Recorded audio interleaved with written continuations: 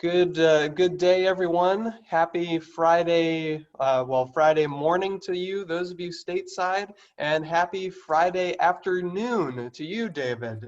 Thank you so much for being Oh, with us. thank you very much. It's my pleasure. It's a joy to have you with us. David Silkenat, the author of Raising the White Flag, How Surrender Defined the American Civil War. We're going to have exciting and riveting conversation about that in just a little bit here. We'll just hold for a moment here. I want to give people time to get on the stream, get more people time to log on and things of that nature. So we'll hang out here for just a little bit. I want to say thank you for watching. First of all, thank you for tuning into all of the streams that we've had going since the pandemic started, which seems insane now that was about 7 months ago. So it's been a pleasure to be with people throughout. And thank you for being here with us today. Go ahead and you know the drill by now, tune in, let us know where you're watching from. It's always fun to see where people tune in from. We had someone from South Africa on with us on Wednesday, so that's cool. We've had people from Lithuania, Sweden, and everywhere in between. So yeah, tune in, let us know where you're watching from. We will go to the comments at various points throughout the presentation. If you have any questions at all, please don't hesitate to drop them in the comments. We got Barbara tuning in from New Jersey. Excellent. And as you're tuning in, I'd encourage you to like the video and share the video if you can. That helps us out immensely.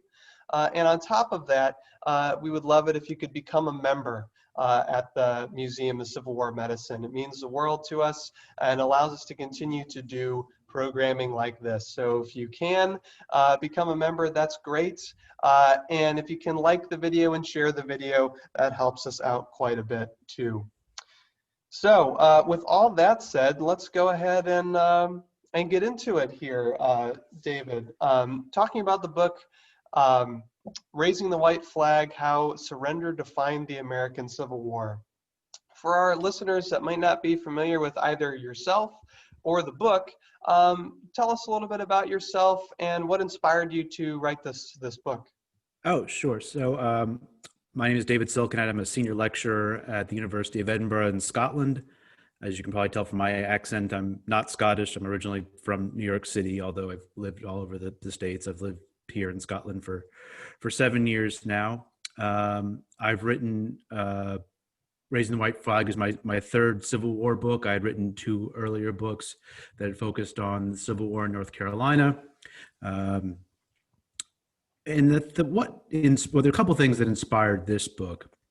One is, for many years I lived in Durham, North Carolina, which is the site of Bennett Place, which is one of the most important surrenders at the end of the war. And that's a site I visited, I think, for the first time more than 20 years ago now. And I think that may have sparked the kernel of this book. But the big idea for the book really it came from a sort of momentary sort of inspiration, if you will, that they seem to surrender a lot in the Civil War. Right? The Civil War, they really did surrender a lot. The war begins with a surrender at Fort Sumter. It ends with these series of surrenders at Appomattox Courthouse and Bennett Place and Citronelle and a number of other locations. And in between, many of the major turning points in the war focus on surrenders. So that's like Fort Donelson, Vicksburg, and dozens of other times. And so, the more I thought about it, that seemed strange and unusual. And what the book tries to do is try to sort of make sense of why they surrendered so much. What does that say about the nature of the American Civil War that surrender featured so prominently in it? And one of the big things that struck me was that very early on in the research was that the Civil War era generations saw surrender very differently than we do, that Americans do in the 20th century and the 21st century, where Americans today often say Americans never surrender. That's a sentiment that you've heard from American politicians really from the sort of middle of the 20th century onwards. Kennedy said it famously during the Cuban Missile Crisis, during that television address in 1962, where he said, there's one price, Americans will never pay, and that is we will never surrender. And we've had since then politicians from a variety of different backgrounds say Americans never surrender. Not only did Kennedy said it, Nixon said it, Reagan said it, George W. Bush said it, Clinton said it, President Trump has said it, Obama said it. And these, of course, are men who don't agree on anything. But they seem to all agree about this one thing, that Americans never surrender. But on the other hand, here we have this defining war in American history where surrender is really fundamental to the progress of the war, the shape of the war. And so I wanted to make sense of sort of the mentality. What is it? How did the people who fought and lived during the war, how did they see surrender, obviously in a very different way than the Americans do today? Yeah, that's such an interesting point. How that, I guess if things change slow enough over time, somehow that change can be rendered invisible to us. But yeah, that's such an interesting thread to kind of hit on, something that's kind of right in front of us, but is wildly different now than it was back in the 19th century.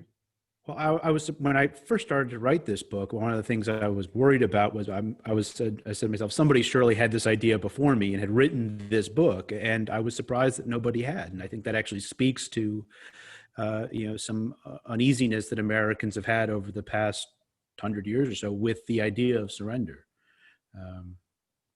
So part of what I was trying to do was just sort of connect these dots and try to make sense of why it was so common. Sure, yeah. Before we kind of get into the meat of the book, I'd be kind of curious then to kind of talk a little bit about your approach. What sorts of primary sources did you consult for this book, and how did you, because I imagine some of them are quite familiar to us, some of the the surrender notes and documents and things, the famous, unconditional surrender grant stuff. I mean, some of them are well known, and some of them I'm sure none of us would have maybe even thought to take a look at. So talk a little bit about your process there. Well, so most of the sources here are actually ones that I think that most Civil War historians or fans of Civil War history are going to be very familiar with.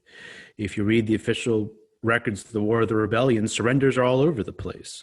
If you read Grant's memoirs, he talks about Appomattox Courthouse, but he also talks about Vicksburg. He talks about Fort Donelson. He talks about surrender a great deal.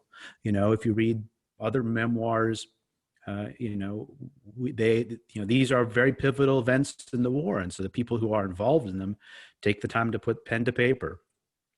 For soldiers, this is a really pivotal moment in their military career when they surrender, whether it's a surrender at the end of the war, which means they get to go home, or if it's a surrender in the middle of the war, that means the battle that they were anticipating that was going to happen that might have cost them their lives isn't going to happen either. And so that's the moment where they become a prisoner of war. And so I really had a wealth of sources to work with. One of the sources I relied on a lot is these.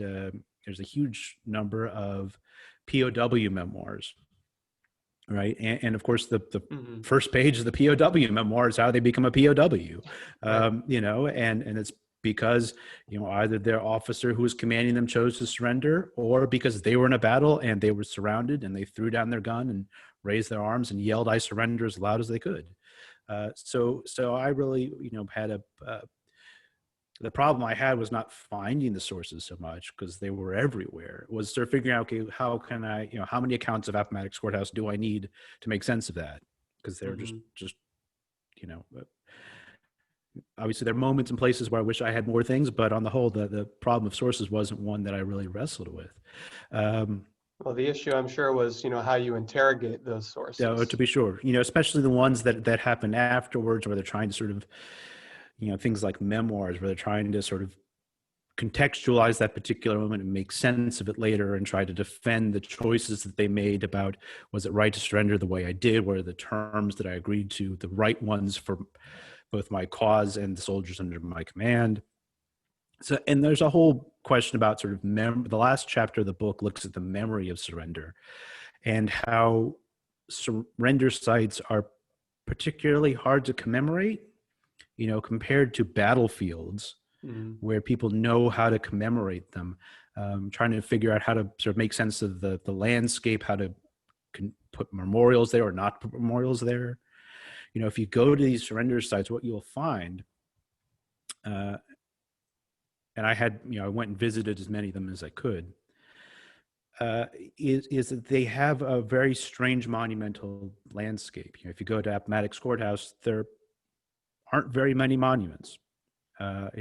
There's a couple plaques. There's a North Carolina monument that's in the woods that you have to sort of hike out to go see.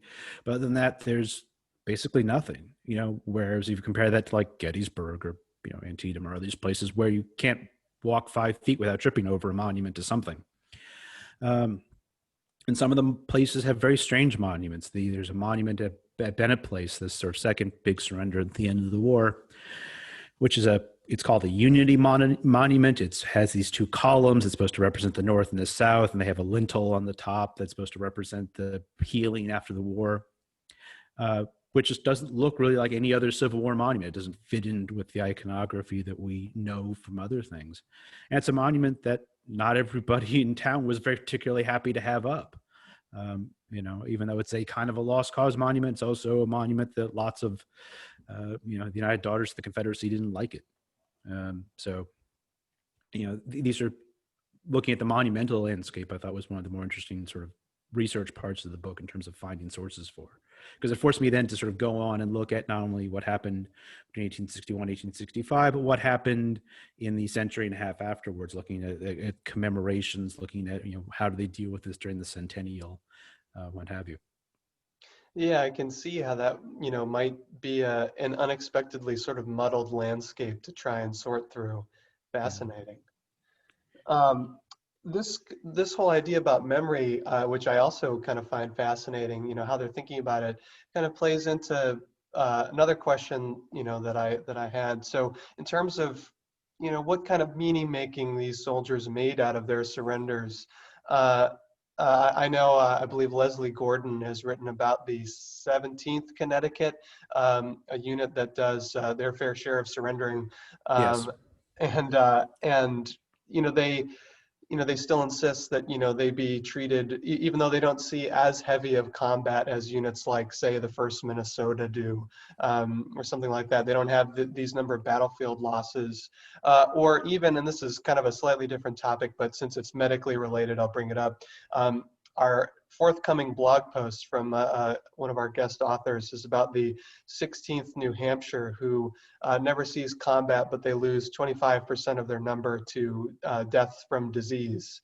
Oh, and wow. they're also attempting to kind of make meaning out of, what their wartime experience was. And so I'm curious for your take on, how this relates in terms of meaning making, and how it relates to honor and all that. That's a really important point, because thinking about what's an honorable surrender, what's a dishonorable surrender was an important valence for people who were fighting the war.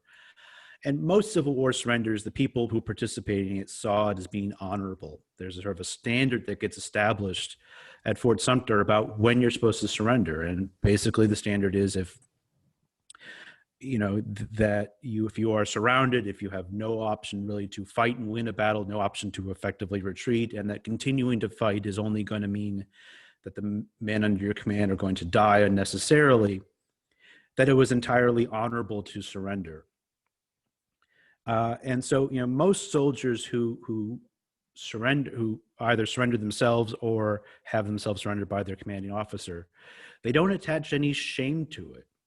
When Robert Anderson surrenders his garrison at Fort Sumter, they get immediately paroled. They're allowed to go up to New York, and they have an enormous rally for them in Union Square in New York City. They are treated as heroes, so there's no shame attached to that, because they were under fire for 34 hours. The fort was on fire. They were vastly outnumbered, and Anderson gets promoted, right? And that actually sort of, he becomes a general, doesn't do very much after that, but and that seems to be the case for most of the surrenders in the Civil War. If you look at what happens to Lee after Appomattox Courthouse, if anything, his soldiers love him more at that point than they did the day before. Now, there are a handful of surrenders where people are criticized for surrendering prematurely. And probably the best example of that is the surrender of Harper's Ferry in 1862. This is part of the sort of Maryland campaign that ends up at Antietam. Harper's Ferry is obviously a very strategically important location. Lee sends Stonewall Jackson out to capture it. He surrounds Harper's Ferry. They have some brief fighting on the outskirts of the town. And the commander in charge of the garrison there, the Union garrison there, Dixon Miles, basically surrenders before most of the soldiers there had actually had a chance to break out their weapons. And this is seen as tremendously dishonorable for him, and in fact for many of the soldiers who are under his command, who get labeled as the Harper's Ferry cowards. Now, it's not their fault because they didn't make that choice, but they worked very hard for the rest of the war to try to live down that name. And for soldiers who are choosing to surrender on the battlefield, and sort of half of the soldiers who surrender that I talk about in the book are people who are surrendered by their officer at Vicksburg or what have you. And half of them are people who are surrendering in the middle of battle. And those people who surrender, who are making the choice in the midst of having enemy guns pointed at them, choose to throw down their weapons and surrender, they are never criticized for that. Because that, part of it, you have to think about the mechanics of how you surrender in person on a Civil War battlefield.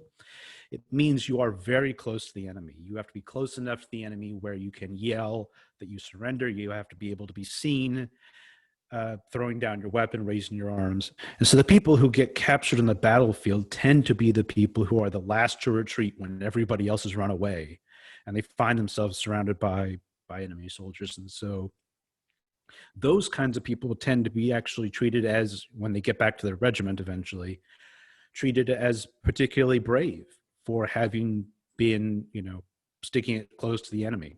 So they're not treated as cowards. So there's, a handful of cases where people who surrendered are criticized for it, seen as dishonorable. But for the most part, these handful of exceptions aside, surrendering was seen as an honorable and responsible thing to do, rather than fight to the death, which they saw as being both unnecessary and uncivilized. Mm-hmm. Yeah, that's fascinating that the units that get struck with the moniker of cowardly, etc., are ones where not only do the individual soldiers not make the choice, even the line officers in the unit aren't making the choice. It's forces much higher beyond them. So that's kind of a fascinating distinction there that I would not have guessed. Yeah, and many of those soldiers, the ones who surrendered at Harper's Ferry, many of them were brand new recruits. So, many of them had never been in combat. Actually, most of them hadn't been in combat.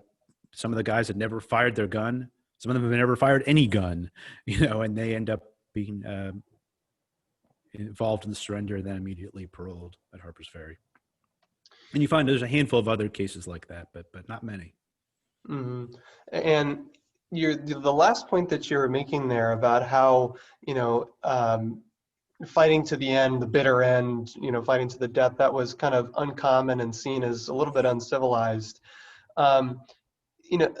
Oftentimes I think Lee gets credit for saying if Lee had wanted to, he didn't have to surrender at Appomattox. They could have really drug it out, gone into the woods, the hills, whatever. And to be sure, that's absolutely something that could have happened. But in the cultural milieu of the time, was that truly an option for him, do you think? It was an option, but sure. And there were people, subordinates of his, who recommended he do that. Interesting. But one of the things I think that Civil War armies, for the most part, had in common is, most of the officers, especially the high-ranking ones, were trained at West Point or at similar institutions.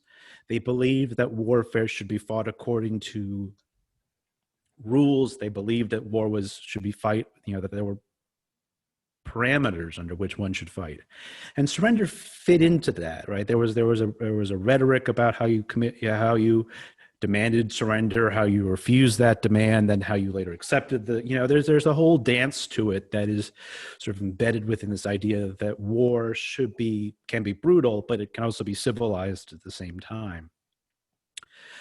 And thinking about guerrilla warfare and how guerrilla warfare fits into that, lots of people in the Confederate high command weren't particularly happy about guerrilla warfare. I mean, they passed the Partisan Ranger Act in 1862 to try to get a hold of it. But for many of them, they saw it as being fundamentally sort of distasteful, because that was not the kind of war they thought they were fighting.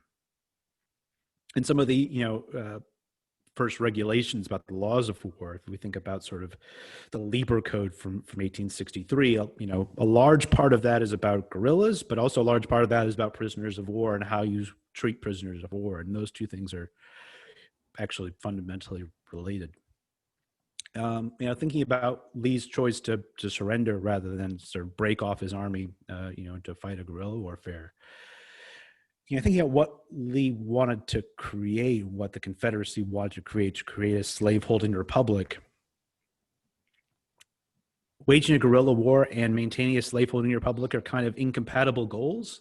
Mm-hmm.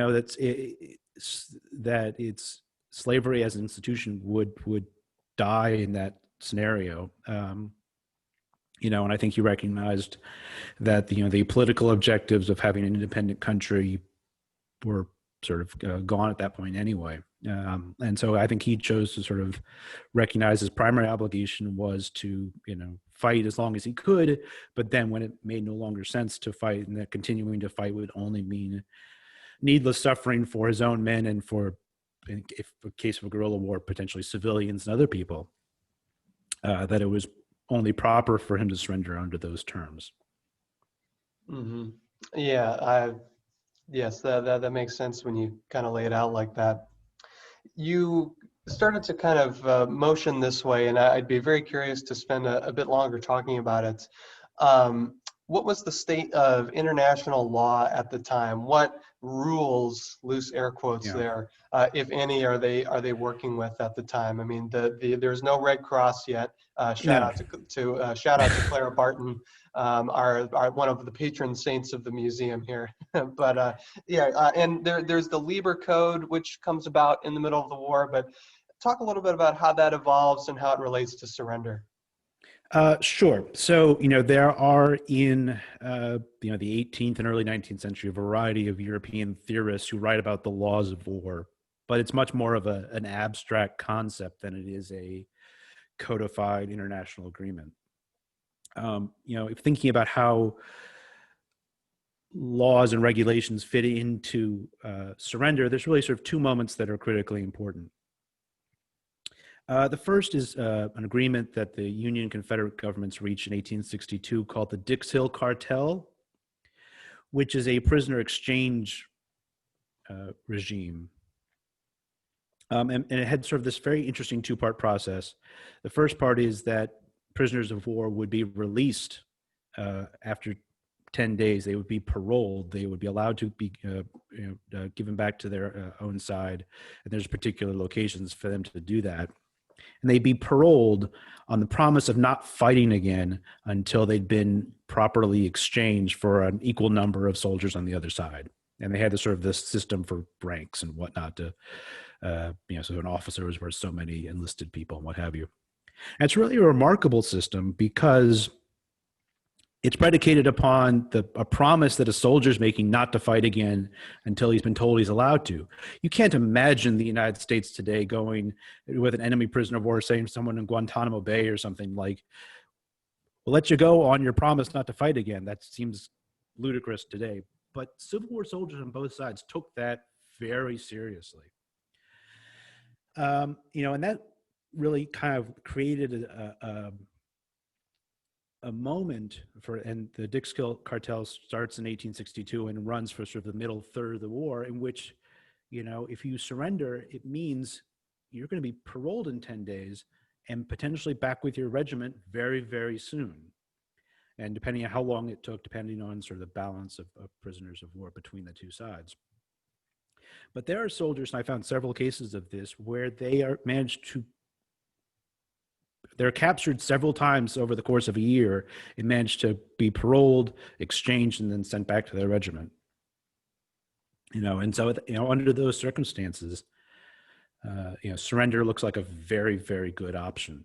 If you're surrounded by a bunch of enemies with guns and the choice is surrendering and being paroled, in 10 days, that seems like a much better choice to me, at least. Right, especially when the alternative is you literally dying. Yes. And if you think about the weapons that they're fighting with, once you fired your rifle, you're effectively unarmed. And so if someone's pointing an armed gun at you, I'd drop my weapon. Now, I'm a coward, so I'd probably drop my weapon anyway. But, that I think it makes a lot of sense why soldiers would do that. Yeah, well, it actually calls to mind sort of a strange analogy. It reminds me of sort of crowd surfing at concerts. It's something that comes to mind because I go to a lot of concerts, Okay. Which are one of the things I missed greatly in the midst of the pandemic. But, technically a lot of venues discourage crowd surfing. They're like, don't do that. It's, unsafe, don't do it. But people do it anyway. When they crowd surf, they get to the front, the bouncer comes and they kind of roll their eyes. It's like, oh God, another person's doing this. And then they put them aside and then they send you around to the back of the venue. To the back of the crowd. So it's like, you're technically not supposed to do it, but people do it and they're fine and they have fun. Well, maybe they're not having fun while they're surrendering, but I wonder if there's kind of this implication that they kind of know they'll be okay. It won't be great, but they'll be okay. They'll get through it and they'll be fine. Well, at that point, I think that's one of the things that makes it, the thinking about how civilized the Civil War was, at that point, the incentive to try to, fight to the death is, there isn't one for the most part. And part of it is at that point when soldiers are surrendering on the battlefield, they're recognizing that the enemy soldier in some ways is a lot more like them than they are different from them. There's a humanity that's involved in that. The other point, though, when thinking about international law, it's really critical is the passage of the Lieber Code in 1863. And the Lieber Code is if you read it, is fundamentally about sort of who's the legitimate soldier, who is a soldier, who isn't a soldier, and how do soldiers behave, and critically, how do soldiers behave, in these moments when you're taking a prisoner of war. So if you read it, like a third of it is about treatment of prisoners of war and what's legitimate, what's not. And the Lieber Code came out at a very important point for the history of surrender, and it's the point at which African American soldiers are introduced into the Union Army in large numbers. And, that really changed the dynamic for surrender in very important ways, because the Confederate government said, that we do not consider African Americans to be legitimate soldiers. We consider them to be enslaved people in rebellion. And we're not going to afford African American soldiers the same privileges, the same dignities that we afford white prisoners of war. And the Labor Code is in part a response to that. They're trying to say, look, anybody who's fighting in uniform is a legitimate soldier, regardless of the color of their skin.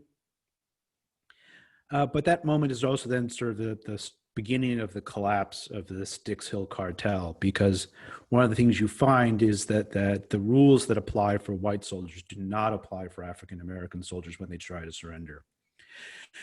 We can think that there are lots of examples of this. Probably the most famous, of course, is at Fort Pillow, in which African American soldiers are trying to surrender. They're throwing down their guns. They're begging to surrender, and Confederate soldiers are killing them on the battlefield. They're massacring them.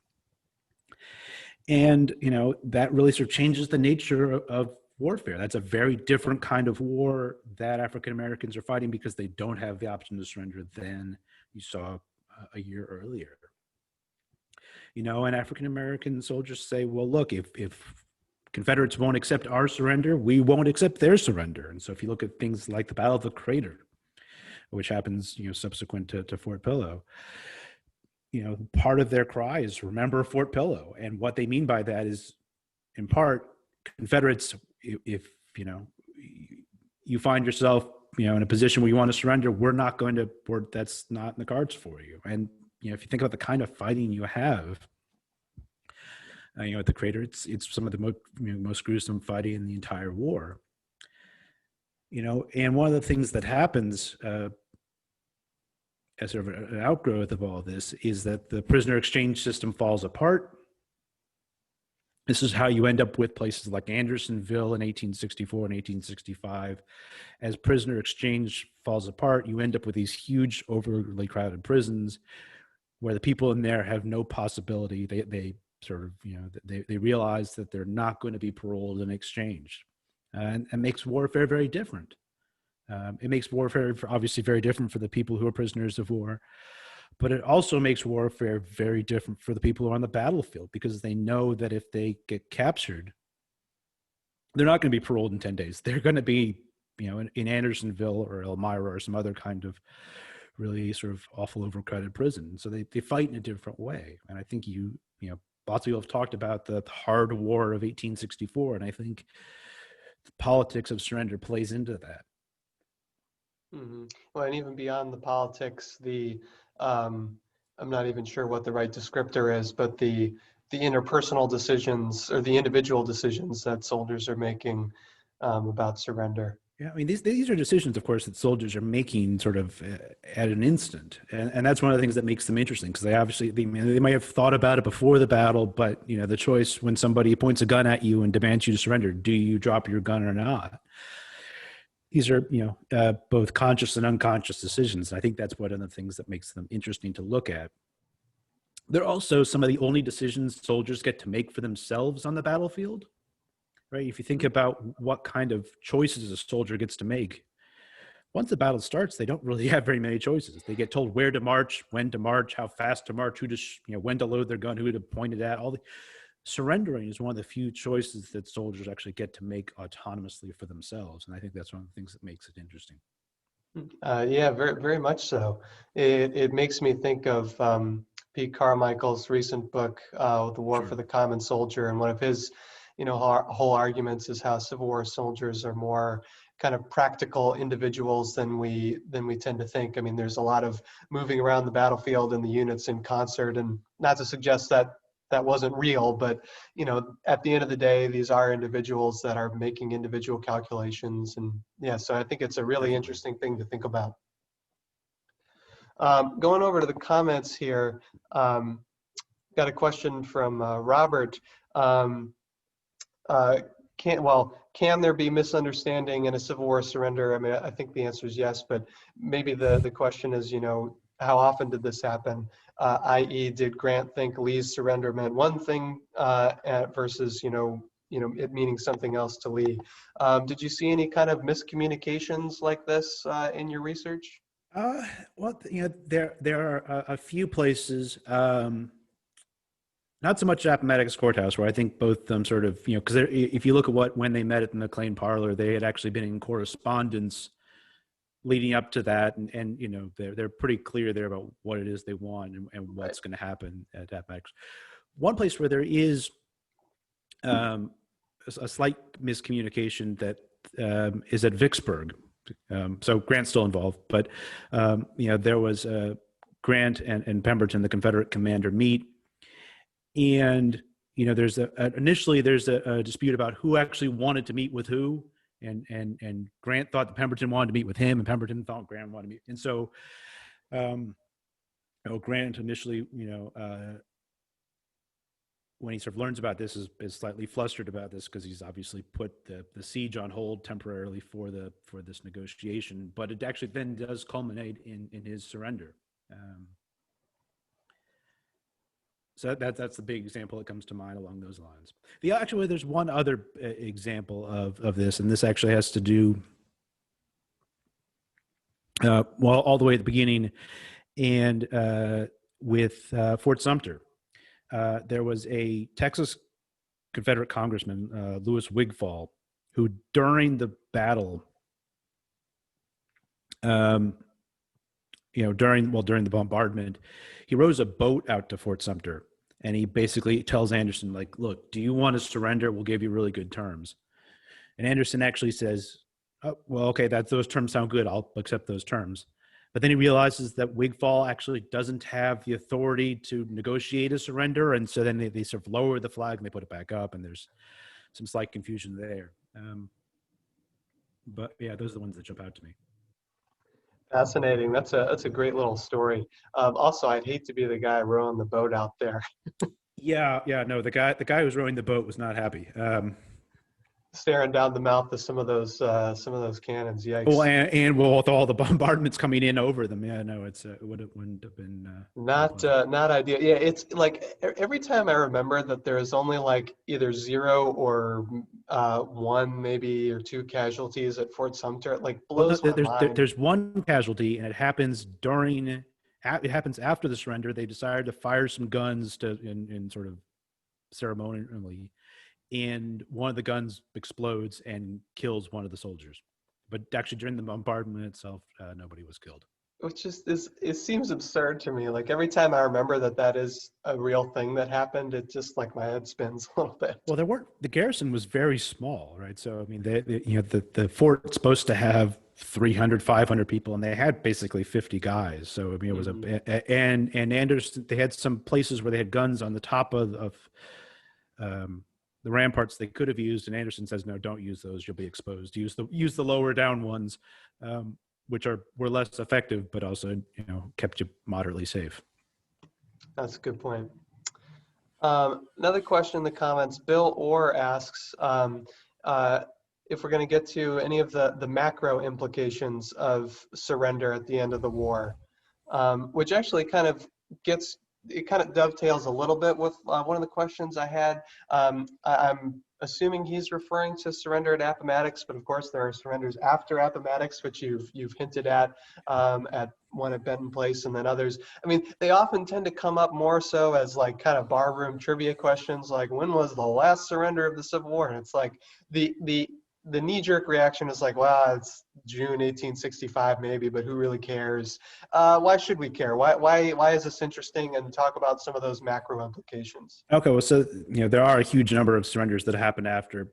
People often use Appomattox as a sort of synonym for the end of the war, and it's not. There's a whole series that happened afterwards, and the last one is we can debate what the last one is. I kind of like to have the Shenandoah as the last one because it was a Confederate ship that surrenders in November of 1865, so 6 months after Lee does.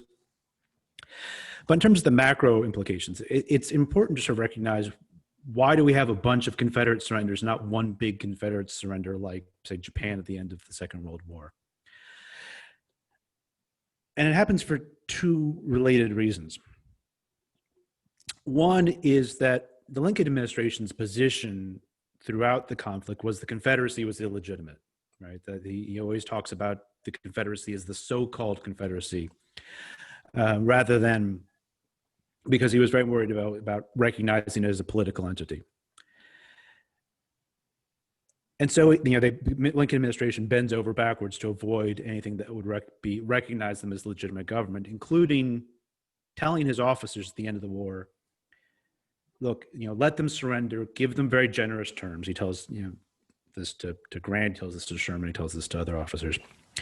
Give them basically whatever they want on military issues, but don't entertain any political questions.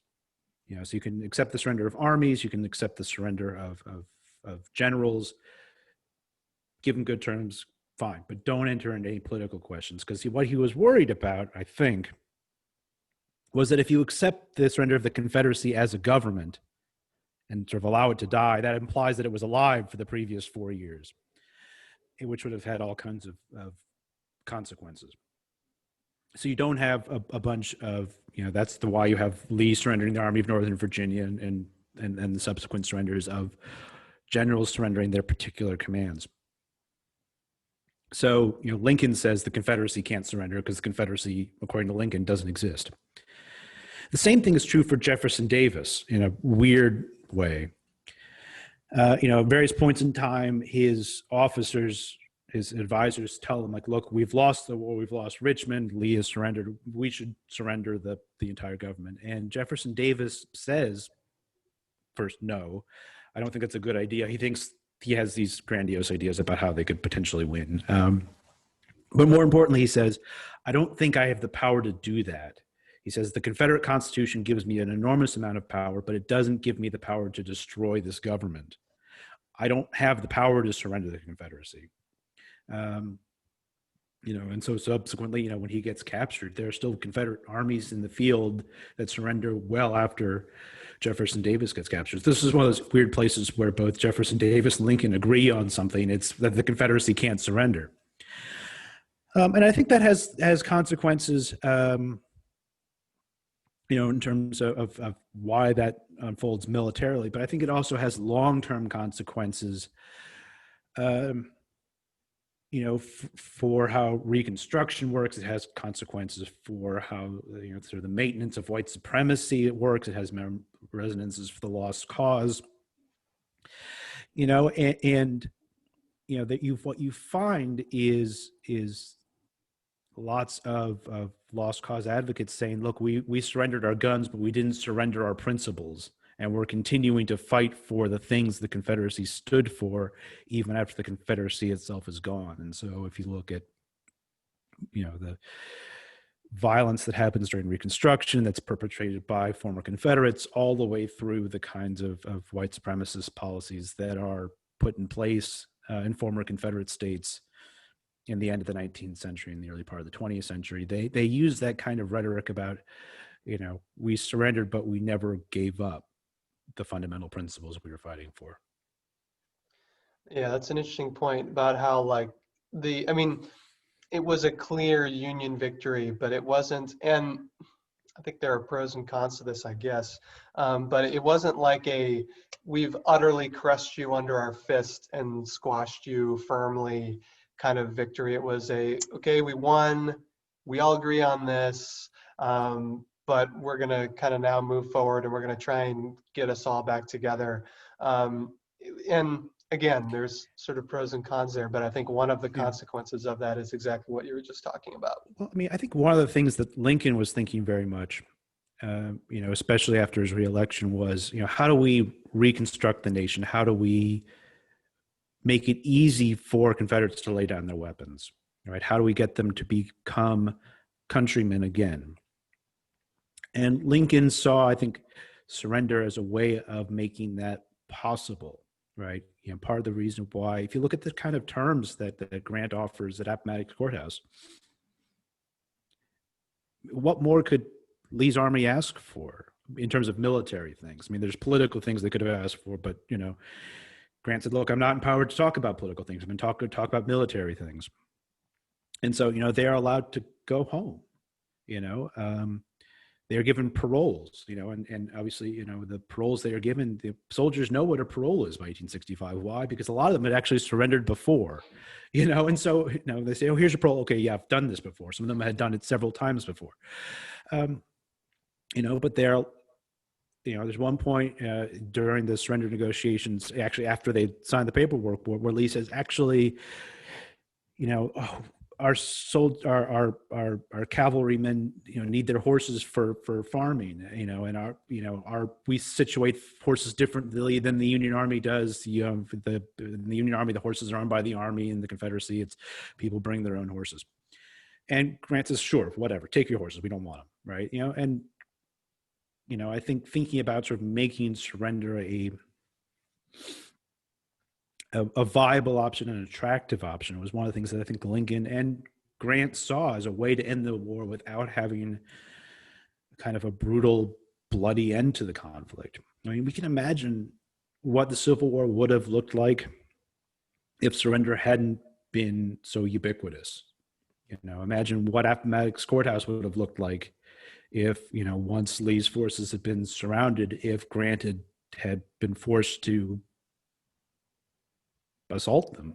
Imagine what Vicksburg would have looked like if Grant had actually had to sort of take the city by force, and we can think of dozens of other cases like this. And so, the Civil War is this enormously bloody war. It's the bloodiest war in American history. And, I think we all know that, but it could have been orders of magnitude more bloody if you had taken surrender off the table.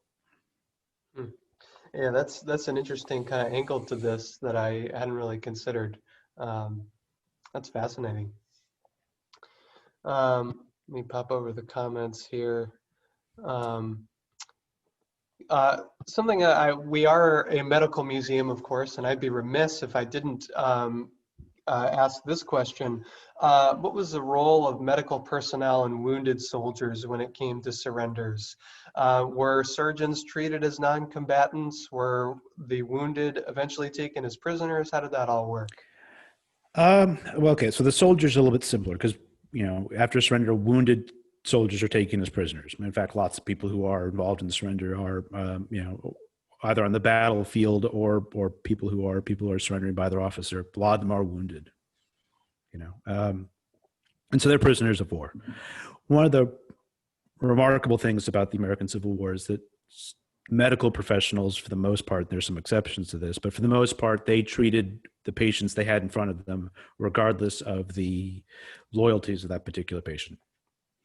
That didn't always apply to African American soldiers. It didn't always apply to Southern Unionists, but for the most part, the doctors and the nurses treated who was in front of them. And so wounded soldiers become prisoners of war, and sometimes they, are treated on the battlefield before they're moved to a prison. Sometimes other things happen depending on the particularities. As to the status of the doctors themselves, the doctors in the Civil War, they're interesting because they are both in the army, of the army, but they're also non-combatants. And so, early on in the war, they're not quite sure about how to deal with doctors because they're clearly in a category of their own. In 1862, the Union government issues a declaration where they say, "Look, we consider doctors, surgeons to be non-combatants and therefore shouldn't be treated as prisoners of war. They should be treated like civilians." And the Confederate government issues a similar statement. And this is about the same time, in fact, the Dix Hill Cartel gets issued. But in practice, lots of surgeons decide to stay with the men under their treatment, even if that means staying with them as prisoners of war. There's a bunch of examples of this. The one that comes to mind is after Gettysburg. Lee's army has obviously suffered a huge number of wounded. Lee is planning his retreat back into Virginia. He realizes that carrying a lot of wounded soldiers is going to make that retreat that much slower and make his army vulnerable. So he decides to leave behind 7,000 wounded soldiers with the attending medical professionals with them, who end up then becoming prisoners of war. And he, thinking about why he does that for practical reasons, that it would make his army go faster. But I think he also recognized that if he did, his soldiers would probably fare better being stationary, being treated by doctors, even if they are officially prisoners of war by the Union Army, than they would if they were being, trundled over bumpy roads going back to Virginia. And so doctors very often stayed with their patients and stayed with the regiments they were assigned to. It's an interesting question, and one that even over the last 20 or 48 hours, I've become more interested in. Because one of the instances that we highlight here at the museum is something called the Winchester Accords, which happens in, I think, May of 1862, when Stonewall Jackson captures the city of Winchester. And Hunter Holmes McGuire, well-known Confederate surgeon, he puts out this, they meet with the captured Union doctors, and they basically say, "Hey, we're not going to capture you. Keep doing your medical thing," and all that. And that's often highlighted as this sort of precedent-setting thing, but Civil War surgeons end up in prison camps after that happens. So it makes me question, how precedent-setting was it really? I don't know. Well, I think with a lot of these things, there's the official policy of the various governments, and then what actually happens in practice on the ground can vary tremendously. When we think about sort of the Lieber Code, sort of giving supposed to treat prisoners of war, there's a debate about, how many Union generals actually read the Lieber Code, and then there's a debate about how many of those actually implemented it to the letter of the, and so we have to look both at the practice and the theory for these kinds of things. And surgeons, because they do fall in this gray area, sometimes get treated differently by different officers, and sometimes they make different choices depending on their particular circumstances. Yeah, that's a great point. Not only about the kind of the individuality of how the various commanders decide to enforce this on the ground, because even though it's law, the lawmakers aren't standing on their proverbial shoulder saying, now, Oh, to be sir. sure. Yeah. So, there's the Well, and individuality of sometimes, the governments are issuing, yeah. Well, sometimes, there's the official policy, and then there's the sort of unofficial policy. And, thinking about how Confederates treat African-American prisoners of war, slavery, according to, dictates from Richmond. But in practice, we know that Confederate soldiers and Confederate commanders often executed Black POWs, and that seems to also be sort of an unofficial but legitimate policy in the eyes of at least some of the people in the Confederate high command. So, there's layers to all this. Yeah, and because the position of physicians in particular is so gray, I've been thinking a lot about it over the past 48 hours or so, and I'm kind of curious to kind of delve down that road a little bit further on my own. I think one of the things I found in writing this book is that there are still lots of other projects along these lines that need to be written. I was trying to sort of sketch this sort of overall picture of how to make sense of these surrenders, but the more I dug, the more I found that there are stories in here that we still don't know, and still, there's lots more research to be done. And that's the thing. Anytime, well, I would imagine just about any historian undertakes to write anything about the past, you set out to tackle, a chunk of history, and you learn all kinds of interesting things. But the more you learn, the more you realize you don't know and may never know. To be sure, exactly. It's really quite something. But I'm thankful that that there is more stuff left unexplored, because it means we'll probably get to have more conversations like this in the future, which is a wonderful thought.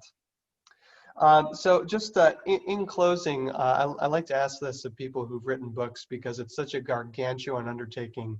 And now that it's out there and in the world, if someone, picks up the book, what is your hope for the book as it continues its life? Oh, once a book's out in the world, it has a life of its own. It's sort of like a grown child in some ways, and people take different things from books maybe than you intend when you write them, and that's great. That's part of what makes writing history fun. I'm hoping that people take the book and causes them to think causes them to reconsider some of the things that they assumed about the Civil War, and to take we often think about the Civil War as this enormously bloody conflict, which it was, and that's really one of the things that defines the war is the fact that we've got, whether you like the old number of 620,000 or the new number of 750,000, that's really important to understand. On the other hand, there's 750,000 people who are taken prisoner, who surrendered during the war, and if death defines civil war, then so does surrender, and we need to sort of take that seriously. On a sort of bigger note, one of the things that's interesting about surrenders is surrender requires you to sit across from your enemy and choose not to fight, right? And to talk out if wars happen because people can't work out their differences through politics, surrender is sort of those weird moments in the time of war people are sitting down as equals in some ways, when in fact they are actually in very unequal positions and making choices about how can we avoid further bloodshed. And getting back to the point I made earlier, I think the idea that Americans never surrender is actually a very toxic idea. The idea that you could negotiate with somebody you disagree with, I think, is really important. And the fact that sometimes choosing not to fight, choosing to give up, if that's the terminology people want to use, choosing to surrender isn't necessarily a bad thing if the situation calls for it. And that applies, whether we're talking, warfare or even much more smaller, interpersonal things. I love that. That's, I think, a great place to end our conversation today. This was good fun. Yeah, it was a lot of fun for me too. I got to break out my old Civil War medicine mug. from back in the Excellent. day. Well, I've noticed that a couple times. I was waiting to comment on it. Yeah, love that. Well, I had a great time. I got a chance to visit the museum about a year and a half ago, and it's a wonderful museum. And you guys were selling beer then, and I'm not sure you're doing that anymore. But Oh, we still are. Never fear. oh, you still are selling the beer. Okay, good. Well, then that's wonderful.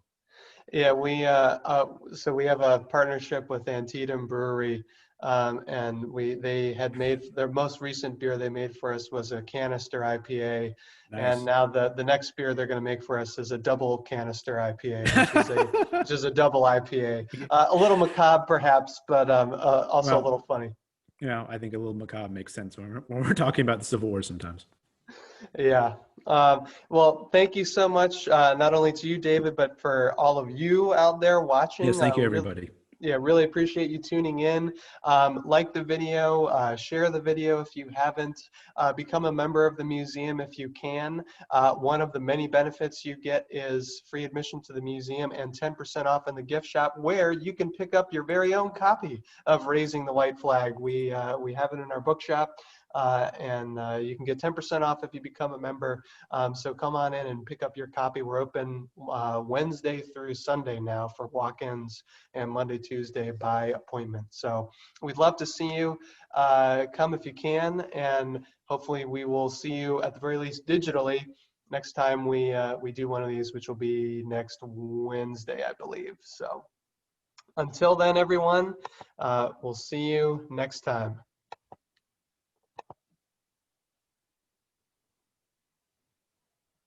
And there we are.